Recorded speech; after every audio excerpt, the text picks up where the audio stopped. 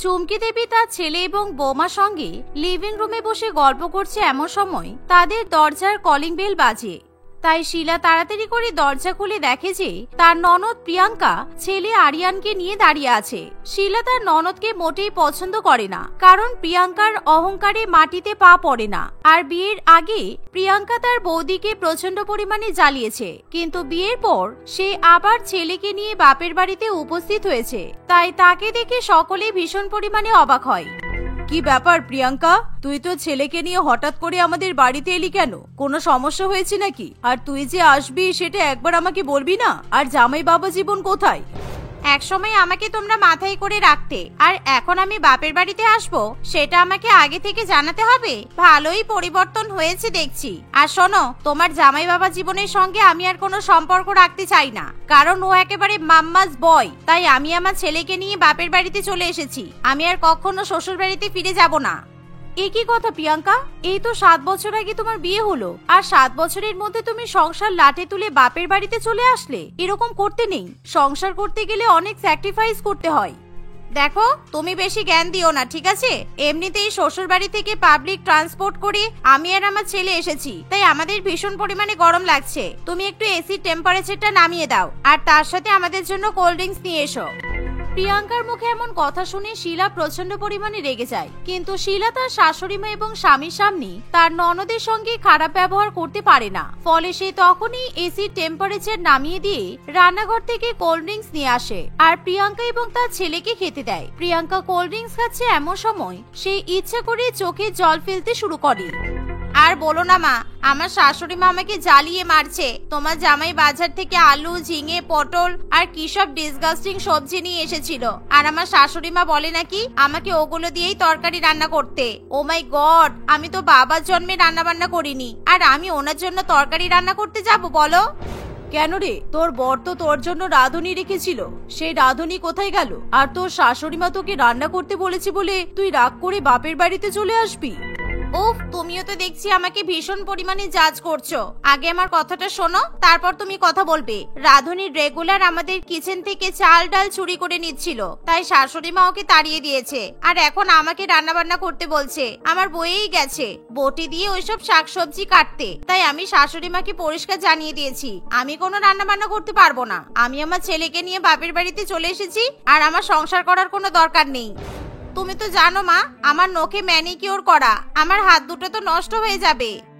আচ্ছা বুঝলাম, এই ব্যাপার। ঠিক আছে, তুমি যখন এসেছো তাহলে কিছুদিনের জন্য আমাদের বাড়িতে থেকে যাও। তারপর যখন তোমার রাগ ভেঙে যাবে তখন না হয় তুমি আবার শ্বশুর বাড়িতে ফিরে যেও। প্রিয়াঙ্কা তার বৌদির এই সমস্ত কথা একেবারেই পছন্দ করে না, কারণ সে ব্যাগপত্র গুছিয়ে সারা জীবনের জন্য বাপের বাড়িতে উঠে এসেছে, আর সে কিছুতেই শ্বশুর বাড়িতে ফিরে যেতে চায় না, কারণ তার আসল উদ্দেশ্য ছিল বৌদির ঘাড়ের উপর বসে বসে খাওয়া। আর আরিয়ানও ভীষণ পরিমাণে দুষ্টু ছেলে ছিল, তার চোখে মুখে সবসময় দুষ্টামি থাকতো। প্রিয়াঙ্কা তার ছেলেকে মোটেই সামলাতে পারতো না, তাই সে বাপের বাড়িতে এসেই তার ছেলেকে সামলানোর দায়িত্ব বৌদির উপর চাপিয়ে দেয়। মা, আমি বাইরের পার্কে সাইকেল চালাতে যাচ্ছি, আর বন্ধুদের সাথে খেলা করে তারপর ফিরবো। তুমি আমার জন্য পিৎজা তৈরি করে রেখো প্লিজ।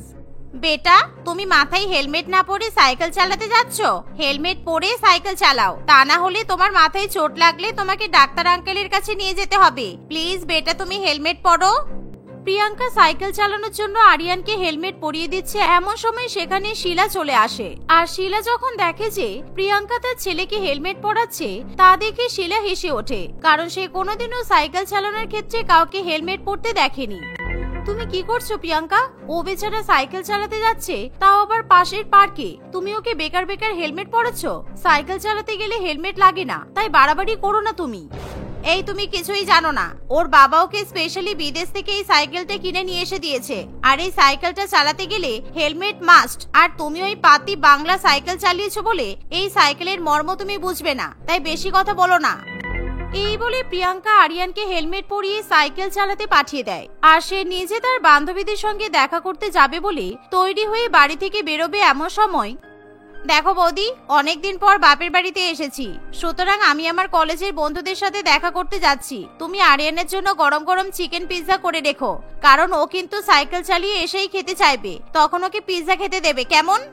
কিন্তু প্রিয়াঙ্কা, আমি এখন একটু বাপের বাড়িতে যাব। মা বাপির ওষুধ শেষ হয়ে গেছে, সেগুলো কিনে দিতে হবে। সুতরাং আমি তো এখন পিৎজা বানাতে পারবো না। তুমি পিৎজা বানিয়ে রেখে তারপর তোমার বন্ধুদের সঙ্গে দেখা করতে যাও। কি? আমি বাপের বাড়িতে এসেছি রান্না করব বলে, আর তুমি তোমার ননদের ছেলের জন্য কষ্ট করে পিৎজা বানাতে পারবে না? এখন ওষুধ অনলাইনে ডেলিভারি হয়, তুমি জানো না? তোমার যদি প্রবলেম হয় আমাকে বলো, আমি টাকা দিয়ে ওষুধ কিনে তোমার বাড়িতে ডেলিভারি করিয়ে দিচ্ছি। কিন্তু তুমি আজকে আমার ছেলের জন্য পিৎজা বানাবে, তুমি কোথাও যাবে না।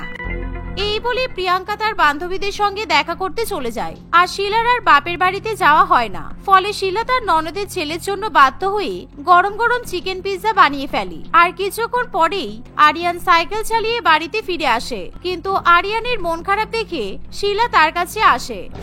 কি হলো, মন খারাপ করে বসে আছিস কেন?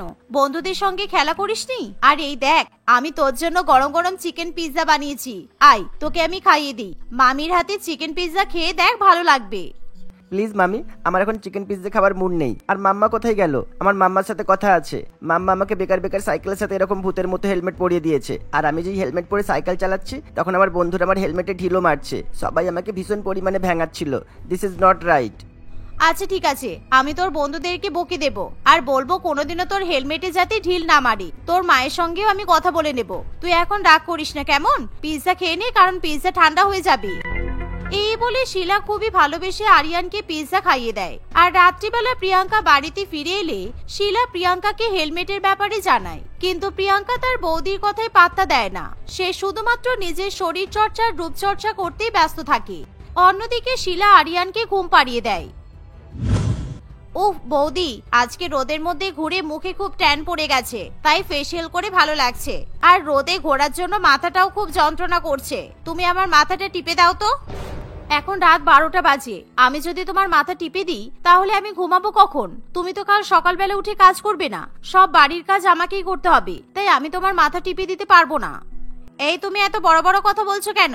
আমার মাথা টেপা তোমার সৌভাগ্যের ব্যাপার। চুপচাপ আমার মাথা টিপে দাও, তা না হলে তোমাকে কিন্তু আমি ঘুমাতে যেতে দেব না। আর মা আসলে মায়ের কাছে তোমার নামে নালিশ করব। প্রিয়াঙ্কা এরকম ভাবে তার বৌদিকে কথা শোনালে শিলার আর কিছু করার থাকে না, তাই সে প্রিয়াঙ্কার মাথা টিপতে শুরু করে। আর এভাবেই ননদের মাথা টিপে দেওয়া থেকে শুরু করে ননদের ছেলেকে ঘুম পাড়ানো, খাওয়ানো সবকিছুই এখন শিলাকেই করতে হয়। আর শিলার ননদ এবং ননদের ছেলে যেন একেবারে তুলো দিয়ে তৈরি। তাদের সেবা করতে করতেই শিলার অর্ধেক সময় কেটে যায়। এভাবেই দেখতে দেখতে কিছুদিন কাটে। একদিন, বৌদি, আমি আমার ছেলের বন্ধু বান্ধব আর ওর বন্ধুদের মায়েদেরকে বাড়িতে ইনভাইট করেছি, কারণ আমি দেখাতে চাই উই আর ভেরি রিচ। ওরা কি ভাবে শুধু কি ওরাই বড় লোক, আমরা বড় লোক নই? সেই জন্য তুমি ওদের জন্য মাটন বিরিয়ানি, চিকেন চাপ, কাবাব, পোলাও সবকিছুই রান্না করবে আর নিজে সার্ভ করে ওদেরকে খাওয়াবে, ওকে? তুমি এমন করে বলছো যেন আমি তোমার চাকর। তুমি তোমার ছেলের বন্ধু আর ওর মায়েদের ইনভাইট করার আগে আমার কাছ থেকে একবারও পারমিশন নিলে না তো? আর তুমি যখন ইনভাইট করেছো তাহলে তুমি ওদেরকে রান্না করে খাওয়াও, আমি পারবো না। তোমার কি মাথা খারাপ হয়ে গেছে? এই রান্না করার জন্যই তো আমি শ্বশুর বাড়ি ছেড়ে বাপের বাড়িতে চলে এসেছি, এমনকি শ্বশুর বাড়ির সঙ্গে সব সম্পর্ক ত্যাগ করেছি, আর সেই তুমি আমাকে রান্না বান্না করতে বলছো? চুপচাপ তুমি রান্না করো। শিলা সারাদিন আরিয়ানের বন্ধু ও তার মায়েদের জন্য গরম গরম চিকেন বিরিয়ানি, চিকেন চাপ, কাবাব এবং নানান রকমের খাবার রান্না করে। কিছুক্ষণের মধ্যে সবাই যখন নিমন্ত্রণ খেতে আসে তখন শিলা সবাইকে খাবার পরিবেশন করে খাওয়ায়। কিন্তু প্রিয়াঙ্কার এতই অহংকার যে সকলের সামনে প্রিয়াঙ্কা তার বৌদিকে পরিচয় দেয় না, বরঞ্চ প্রিয়াঙ্কা তার বৌদিকে সকলের সামনে রাধুনী বলে ডাকে, আর যার ফলে শিলার ভীষণ পরিমাণে খারাপ লাগে। তোমাদের যখনই খাবার খেতে ইচ্ছা হবে তোমরা সবাই আমার বাড়িতে চলে আসবে, কারণ আমার রাঁধুনি কিন্তু খুব ভালো রান্না করে, একেবারে ইম্পোর্টেড রাঁধুনি এটা। প্রিয়াঙ্কার কথা শুনে সবাই খুশি হয়, আর ভালো মন্দ খাওয়া দাওয়া করে যে যার মতো সকলে বাড়িতে চলে যায়। আর সবাই বাড়ি থেকে চলে গেলে শিলা প্রিয়াঙ্কাকে কথা শোনাতে শুরু করে, কারণ প্রিয়াঙ্কার ওরকম ভাবে নিজের বৌদিকে রাঁধুনি বলে ডাকাটা মোটেই উচিত হয়নি। অহংকার করা ভালো, কিন্তু বেশি অহংকার করা ভালো নয়। তুমি হয়তো ভুলে যাচ্ছ অহংকার হলো পতনের মূল কারণ। তাই পরের বার থেকে আমার ব্যাপারে যখন কাউকে পরিচয় দেবে তখন সত্যি পরিচয়টাই দেবে, তা না হলে কিন্তু আমি তোমার এই বদমাইশি সকলের সামনে বলে দেব। এই বলে শিলা নিজের ঘরে চলে যায়। সময়ের সঙ্গে সঙ্গে প্রিয়াঙ্কা তার বৌদির জীবন আরো বেশি দুর্বিষহ করে তোলে। এর ফলে শিলা তার ননদকে কিছুতেই আর সহ্য করতে পারে না। তাই এবার শিলা তার অহংকারী ননদকে শ্বশুরবাড়িতে পাঠানোর জন্য একটা গুরুত্বপূর্ণ প্ল্যান করে। আর এভাবেই দেখতে দেখতে আরো কিছুদিন কাটে। একদিন হঠাৎ করে প্রিয়াঙ্কার পর আকাশ তাকে ফোন করে। আর প্রথমে প্রিয়াঙ্কা সেই ফোন ধরতে চায় না, কিন্তু সে পরে ফোন ধরলে আকাশ বলে, দেখো প্রিয়াঙ্কা, তুমি যখন আমার সাথে সমস্ত সম্পর্ক বিচ্ছেদ করেই দিয়েছো, তাহলে এরকম নামমাত্র বিয়েটা বাঁচিয়ে রেখে কোনো লাভ নেই। আমি তোমার বাড়িতে ডিভোর্স পেপার পাঠিয়ে দিয়েছি, তুমি সাইন করে দিও, কারণ আমি নতুন করে বিয়ে করব। তোমার সাথে জীবনেও সংসার করব না। আর যখন বিয়ে করব তখন তোমাকে ইনভাইটও করব। নিজের ছেলেকে নিয়ে চলে এসো। আর আমার ছেলের দায়িত্ব এখন থেকে সম্পূর্ণ তোমার। আমি সব টাকা পাঠানো তোমাকে বন্ধ করে দেবো। এই বলে আকাশ ফোন কেটে দিলে প্রিয়াঙ্কার মাথায় একেবারে আকাশ ভেঙে পড়ে। কারণ এতদিন ধরে সে তার বরের টাকা উড়িয়ে এসেছে, কিন্তু এখন যখন সে জানতে পারে আকাশ নতুন বিয়ে করতে চলেছে আর সে কিছুতেই টাকা দেবে না, এমনটা জানার পর প্রিয়াঙ্কা কিছুতেই তা মেনে নিতে পারে না। তাই সে ভীষণ পরিমাণে কান্নাকাটি করতে শুরু করে। না না, এটা হতে পারে না আরিয়ান, এক্ষুনি আমাদেরকে বাড়ি ফিরে যেতে হবে, তা না হলে তোর বাবা তোর জন্য সৎ মা নিয়ে আসবে। আমি এটা কিছুতেই সহ্য করতে পারবো না। আমার শ্বশুর বাড়ির উপর একমাত্র আমার আর তোর অধিকার আছে, আর কারোর অধিকার নেই। তোর বাবা বলেছে আমাকে আর টাকা পাঠাবে না। তোর এত বড় স্কুলের পড়াশোনার খরচ, টিউশনের খরচ আমি কি করে চালাবো? আমি বাপের বাড়িতে এসে খুব ভুল করেছি। চল বাবা, বাড়ি চল। মা, আমারও আর এখানে একদম থাকতে ভালো লাগছে না। আমার খুব বাবার কথা মনে পড়ছে, আর ঠাম্মির কথাও মনে পড়ছে। চলো আমরা বাড়ি ফিরে যাই। ওখানে আমার অনেক ড্রেসও আছে, আর ওখানকার বন্ধু এখানকার বন্ধুদের থেকে অনেক ভালো। সুতরাং আমি এখানে থাকবো না। ঠিক এমন সময় সেখানে প্রিয়াঙ্কার পরিবারের সকলে চলে আসে। আর সবাই যখন জানতে পারে যে প্রিয়াঙ্কা এবার তার ছেলেকে নিয়ে শ্বশুরবাড়িতে ফিরে যাবে, তখন সকলেই প্রচন্ড পরিমাণে খুশি হয়। কারণ এটা শুধুমাত্র শিলারই পরিকল্পনা ছিল। শিলা ইচ্ছা করে আকাশকে ফোন করে, আর তারা দুজনে মিলেই প্রিয়াঙ্কাকে শ্বশুরবাড়িতে ফেরত পাঠানোর জন্য প্ল্যান করে। আর তাদের প্ল্যান একেবারে সাকসেসফুল হয়ে যায়, কারণ সেদিনই শিলা তার ছেলেকে নিয়ে শ্বশুরবাড়িতে ফিরে যায়। আর সে শ্বশুরবাড়িতে গিয়ে সকলের কাছে ক্ষমা চায়। তারপর থেকে প্রিয়াঙ্কা আর কোনোদিনও বাপের বাড়িতে গিয়ে তার বৌদিকে বিরক্ত করার কথা চিন্তা ভাবনা করে না। এর ফলে শিলাও এখন সুখে শান্তিতে সংসার করতে পারে।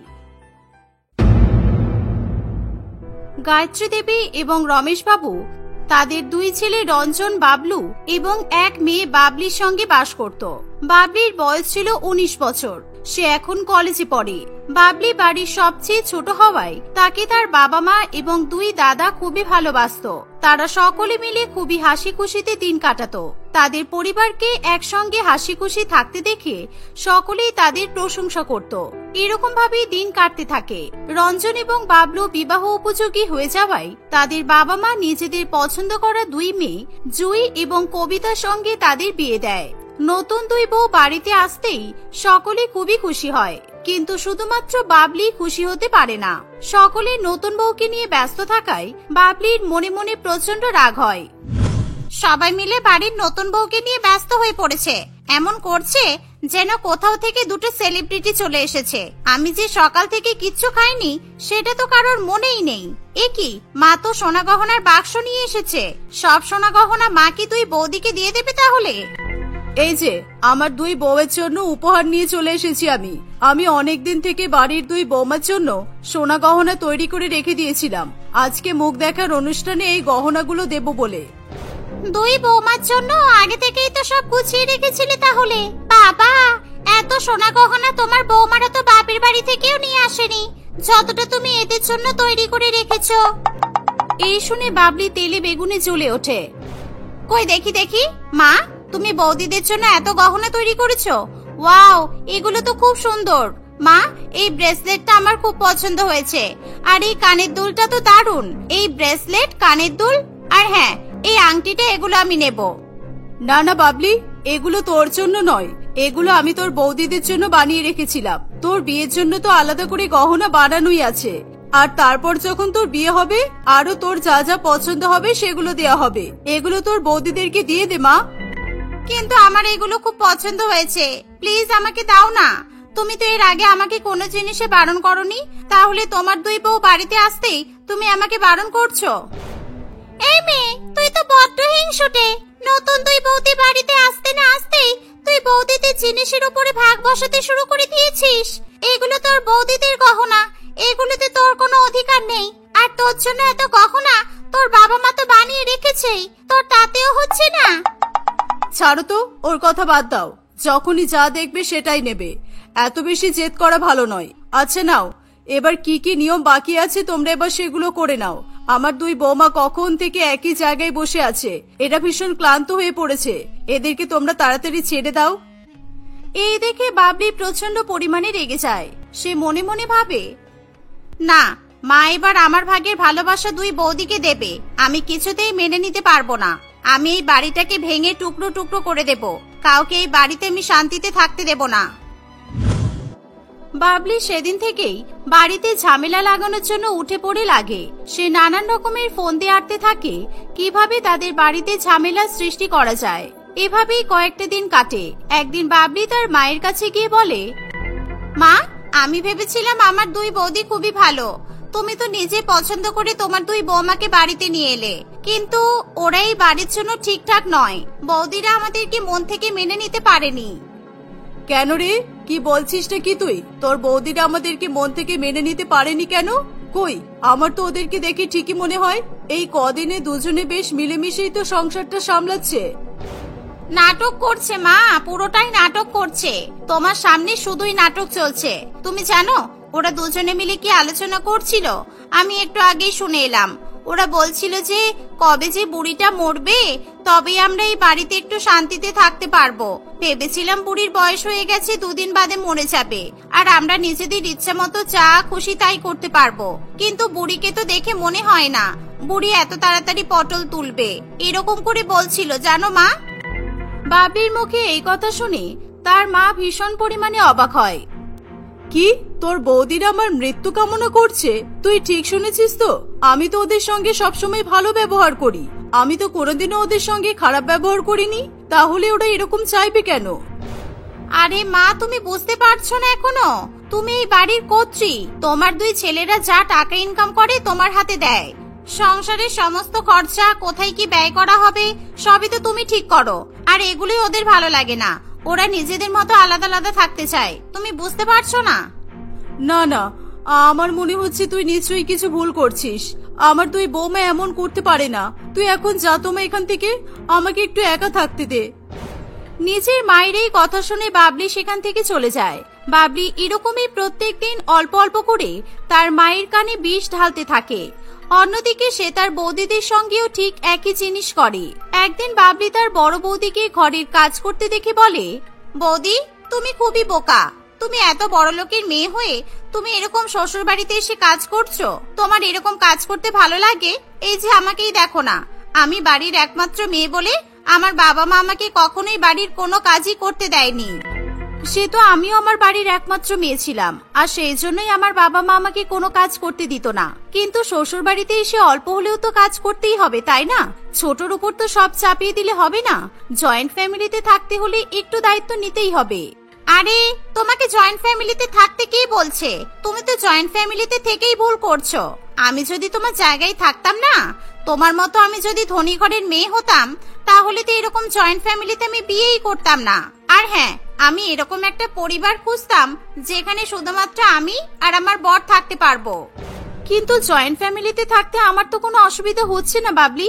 এই বাড়ির সবাই তো খুব ভালো, আমার সবার মাঝে থাকতে বেশ ভালোই লাগছে। আরে বাবা, বৌদি, তুমি আমার সঙ্গে মনের কথা বলতেই পারো, আমি কাউকে কিছু বলতে যাব না। দেখো, সব মেয়েরাই চায় নিজেদের আলাদা একটা সংসার করতে, যেখানে শাশুড়ি থাকবে না, শ্বশুর থাকবে না, ননদ থাকবে না, ভাসুর থাকবে না, কোনো যা থাকবে না। আর আমি জানি এটা তুমিও চাও, তবে তুমি কিন্তু চাইলেই এরকম নিজের মতো করে সংসার পাততে পারো। কিভাবে বাবলি? নিজের মতো করে আলাদা করে কিভাবে সংসার পাতবো? আরে, তুমি এত বোকা কেন? প্রথমত তুমি এত বড় লোকের মেয়ে, দ্বিতীয়ত বড়দা এত বেশি টাকা ইনকাম করে। তুমি বাবা মায়ের কাছে নিজেদের ভাগটা চেয়ে নাও, তারপর তুমি আর বড়দা আলাদা করে থাকতে শুরু করো। বড়দা তো ইনকাম অনেক বেশি করে, তুমি একটা কাজের মেয়েকে রেখে দেবে, সেই বাড়ির কাজকর্ম করবে, রান্না বান্না করবে। তোমাকে সংসার জীবন নিয়ে কোনো টেনশন করতেই হবে না। তারপর বিয়ের আগে তুমি যেমন জীবন কাটাতে, সেরকমই একদম শান্তিতে জীবন কাটাতে পারবে। বাবলির কথা শুনে এক মুহূর্তের জন্য জুই কল্পনা জগতে চলে যায়। এত কি ভাবছো বৌদি? তুমি বাবা মাকে বলো তোমরা একসঙ্গে থাকতে চাও না, তোমরা আলাদা থাকতে চাও, দরকার পড়ে দাদার সঙ্গেও ঝগড়া করো। আর একটা জিনিস তুমি দেখেছো, বড়দা সংসারে বেশি টাকা দেয় আর ছোটদা কম টাকা দেয়, এতে কিন্তু ওদের অনেক বেশি লাভ হচ্ছে। এভাবেই বাবলি তার বড় বৌদির ব্রেন পুরোপুরি ওয়াশ করে দেয়। জুই সত্যি সত্যি এবার আলাদা হওয়ার জন্য প্ল্যানিং করতে থাকে। জুই বাড়ির কাজকর্ম করাও সেদিন থেকে পুরোপুরি বন্ধ করে দেয়। এখন কবিতাকে বাড়ির সমস্ত কাজ করতে হয়। তবুও জুই বিভিন্ন রকম ভাবে তার ছোট জায়ের সঙ্গে ছোট ছোট কারণে ঝগড়া করতে থাকে। আর অন্যদিকে বাবলি এবার তার ছোট বৌদির পেছনে পড়ে যায়। বৌদি, আমার না তোমার কথা ভাবলেই খুব খারাপ লাগে। মা তোমার সঙ্গে খুব অন্যায় করছে। জানি ওটা আমার মা, মায়ের নামে দুর্নাম করা উচিত নয়, তবু আমি মায়ের অন্যায় মেনে নিতে পারছি না জানো। মা এটা একদমই ঠিক করছে না। মা কি অন্যায় করছে? আমি কিন্তু তোমার কথা কিছুই বুঝতে পারলাম না বাবলি। তুমি দেখছো না বড় বৌদি কতদিন ধরে সংসারের কোনো কাজ করছে না? তুমি জানো মা বৌদিকে সংসারের কাজ করতে বারণ করেছে। আমি নিজের কানে শুনেছি। মা বড় বৌদিকে বলেছে বড় বৌদি যেন সংসারের কোনো কাজ না করে। মা সংসারের সমস্ত কাজ তোমাকে দিয়েই করাতে চাইছে। কিন্তু কেন? আমি কি কোনো ভুল করেছি যে মা আমাকে এরকম শাস্তি দিতে চাইছে? আসলে তুমি তো মধ্যবিত্ত পরিবারের মেয়ে, তুমি সেরকম যৌতুকও নিয়ে আসতে পারোনি। আর ছোটদার ইনকাম অনেক কম, সেই জন্য ছোটদা সংসারে বেশি টাকাও দিতে পারে না। সেই জন্য বড় বৌদি আর মা তোমাকে এই বাড়ির চাকরের মতো মনে করে। এমনকি মা আর বৌদিকে আমি এটাও আলোচনা করতে শুনেছি। না না থাক, এটা বোধহয় বলা উচিত হবে না। না না বলো, তুমি বলো কি আলোচনা করছিল, আমি জানতে চাই। দেখো বৌদি, আমি যে তোমাকে এই কথাগুলো বলছি তুমি কিন্তু কাউকে বলো না। আসলে মা আর বৌদি চাই তুমি আর ছোটদা যাতে আলাদা হয়ে যাও, আর সেই জন্য মা আর বড় বৌদি তোমাকে ইচ্ছা করে বাড়ির সমস্ত কাজ করাচ্ছে, যাতে তুমি বিরক্ত হয়ে আলাদা থাকার কথা বলতে পারো। আচ্ছা বুঝলাম, সবাই যদি এটাই চাই আমি আর তোমার ছোটদা আলাদা হয়ে যাব, তাহলে সেটাই হবে। আমিও তাহলে এত বড় সংসারী থেকে এরকম চাকরির মতো খাটতে পারবো না। আমার নিজের আলাদা সংসার হলে আমাকে কম কাজ করতে হবে। আর তাছাড়া আমি মধ্যবিত্ত বাড়ির মেয়ে, অল্প টাকা দিয়ে কিভাবে সংসার চালাতে হয় সেটা আমি ভালো করেই জানি। একদম একদম। আর তাছাড়া নিজের সংসারে থাকা একটা আলাদাই শান্তি। এরকম একসঙ্গে থেকে এতজন মানুষের মাঝে বাপরে বাপ। তুমি বাবা মায়ের সঙ্গে কথা বলো আর ছোটদার সঙ্গেও ঝগড়া করো। এভাবে আরো কিছুদিন চলতে থাকে। এমনকি বাবলি তার দুই দাদার মধ্যেও ঝগড়া বাঁধানোর চেষ্টা করে। সে তার দুই দাদাকে একে অপরের বিরুদ্ধে উস্কানি দিতে থাকে। এর ফলে তাদের বাড়িতে প্রত্যেক দিনই কারোর না কারোর সঙ্গে ছোট ছোট ঝামেলা লেগেই থাকে। একদিন বাড়িতে বড়সড় রকমের ঝামেলা বেঁধেই যায়। থামো তোমরা, তোমরা কি চাইছো একবার বলো তো। তোমরা যে কি চাইছো সেটা তো আমি ভালো করেই জানি, তবু আমি তোমাদের মুখ থেকে শুনতে চাই। সবসময় কিছু না কিছু নিয়ে ঝগড়া লেগেই থাকছে। বাড়িতে তো শান্তি বলে কোনো জিনিসই নেই। আমি আর এই জয়েন্ট ফ্যামিলিতে থাকতে পারবো না। এত বড় ফ্যামিলিতে এত মানুষের মাঝে থেকে আমার দম আটকে যাচ্ছে। আমি আলাদা সংসার করতে চাই। আমাদেরকে আমাদের ভাগ বুঝিয়ে দিন। আর আমিও এত বড় সংসারে থাকতে চাই না। প্রত্যেকদিন এতগুলো মানুষের রান্না বান্না করা, বাড়ির কাজকর্ম করা আমার দ্বারা আর সম্ভব হচ্ছে না। আমি নিজের একটা সংসার চাই। আপনি আমাদেরকেও ভাগ বুঝিয়ে দিন। তোমরা তাহলে এই বাড়িটার ভাগাভাগি করতে চাও? আমি কোনোদিনও ভাবিনি আমরা বেঁচে থাকতে এভাবে এই বাড়িটা টুকরো টুকরো হয়ে যাবে। ঠিক আছে, এমনিতেই আমরা ভেবে রেখেছিলাম এই বাড়িটা আমরা আমাদের দুই ছেলের নামেই লিখে দেব। এই বাড়িটা আমরা দুই ভাগ করে দিচ্ছি, তোমরা দুজনে আলাদা আলাদা সংসার করো। এই শুনে বাবলি প্রচন্ড পরিমাণে অবাক হয়। মা, তুমি এত বড় বাড়িটা দুই দাদার মধ্যে ভাগাভাগি করে দেবে কেন? আমি, তুমি আর বাবা কোথায় থাকবো? আমরা কোথায় যাব? আপাতত আমরা তোকে নিয়ে গ্রামের বাড়িতে যাব। আমরা ওখানে গিয়েই কোনো ভালো পাত্রের সঙ্গে তোর বিয়ে দেব, আর গ্রামের বাড়ি জায়গা জমি তোর নামে লিখে দেব। আমি আর তোর বাবা এই সিদ্ধান্তই নিয়েছি। না না, আমি গ্রামে যাব না। তোমরা এই বাড়িটা তিন ভাগে ভাগ করো। দুই দাদা আলাদা আলাদা থাকবে আর আমরা আলাদা থাকবো।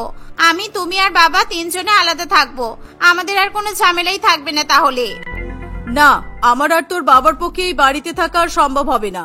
আমরা বেঁচে থাকতে আমাদের ছেলে মেয়েদেরকে এভাবে আলাদা আলাদা কিছুতেই আমরা দেখতে পারবো না। আমরা কোনোদিনও ভাবিনি আমাদের দুই ছেলে এভাবে আমাদেরকে পর করে দিয়ে আলাদা থাকার কথা ভাববে। কিন্তু মা, আমি গ্রামে যাব না। আমার গ্রামে থাকতে ভালো লাগে না। আর তাছাড়া আমি এত তাড়াতাড়ি বিয়ে করব না। আমি এখানেই থাকবো। আমি দাদা বৌদির সাথে থাকবো। তোমরা গ্রামে চলে যাও। আমি কিন্তু আগেই বলে দিচ্ছি বাবলি, তোমার দায়িত্ব আমি নিতে পারবো না। আমি এমন একটা সংসার চাই যেখানে শাশুড়ি মা, শ্বশুর মশাই, ননদ, ভাসুর, দেওর কেউ থাকবে না, শুধু আমি আর আমার বর থাকবে। আর আমার বরের তো ইনকাম কম, আমি তো তোমার দায়িত্ব আরোই নিতে পারবো না। আমাদের দুজনকেই কোনো রকমে টেনে টুনে সংসার চালাতে হবে। এরকম একটা পরিস্থিতিতে বাবলি মনে মনে তার ভুল বুঝতে পারে। সে বুঝতে পারে তার পরিবারের মধ্যে ভাঙন সৃষ্টি করে সেই সবচেয়ে বেশি বিপদের মধ্যে পড়েছে। সে কি করবে কিছু বুঝে না পেয়ে আসল সত্যিটা সকলকে বলে দেয়। আমি গ্রামে যাব না, আমাকে ক্ষমা করে দাও তোমরা সবাই। আসলে এই বাড়িটা ভাগাভাগি করার পেছনে আমিই দায়ী। আমি তোমাদের সবার মধ্যে ঝামেলা সৃষ্টি করেছি। আসলে আমার দুই বৌদির উপর আমার খুব হিংসা হয়। তোমরা দুজনে আসার পর থেকে বাবা মা আমাকে আর আগের মতো ভালোবাসে না। সেই জন্য আমি চেয়েছিলাম তোমাদেরকে আলাদা করে দিয়ে আমি বাবা মায়ের সঙ্গে থাকবো। বাবলি সবাইকে বলে সে কিভাবে তার বাড়ির সদস্যদের মধ্যে ঝামেলা সৃষ্টি করেছে। বাবলির কথা শুনে সকলেই প্রচন্ড পরিমাণে অবাক হয়। বাবলির উপর রাগ করে বাড়ির সকলেই তাকে উল্টোপাল্টা কথা শোনাতে থাকে। ছি, তোকে আমার মেয়ে বলতেই লজ্জা করছে। তুই এরকম ভাবে আমাদের গোটা পরিবারটাকে নষ্ট করতে চেয়েছিলি। তোমরা যা বলার আমাকে বলে নাও, দরকার পড়ে আমাকে মারো, কিন্তু তোমরা প্লিজ সবাই একসঙ্গে থাকো। আমি আর কখনো এরকম করব না। বাবলির উপর বাড়ির সকলেই বেশ কিছুদিন ধরে রাগ করে থাকে, কিন্তু বাড়ির অন্যান্য সদস্যরা একে অপরের কাছে ক্ষমা চেয়ে নিজেদের মধ্যে ভুল বোঝাবুঝি ঠিক করে নেয়। কিছুদিনের মধ্যে আবার সমস্ত কিছু সুস্থ স্বাভাবিক হয়ে যায়। বাবলিকে তার ভুলের জন্য সকলে ক্ষমা করে দেয়, আর তারা আবার আগের মতো মিলেমিশে থাকতে শুরু করে।